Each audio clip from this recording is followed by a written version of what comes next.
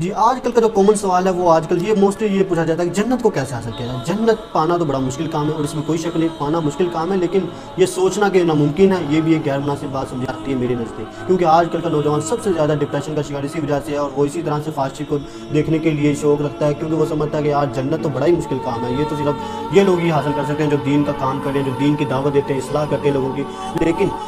آپ لوگ بھی, ایک انسان کاروبار, مثلا کوئی بھی انسان ہے وہ کاروبار کر رہا ہے تو کاروبار میں ایمانداری دکھا کر بھی جنت حاصل کی جا سکتی ہے. اگر مالدار ہے تو مال کی خیرات کر کے انسان جنت حاصل کر سکتا ہے. حضرت عثمان علیہ السلام کے پاس بے شمار مال تھا, حضرت ابو بکر رضی اللہ عنہ نے اپنا سارا گھر کا مال لے آئے جب خیرات کی. تو یہ جنت کو کسی بھی پوائنٹ آف ویو سے حاصل کیا جا سکتا ہے, اور یہ مسکنسیپٹ اپنا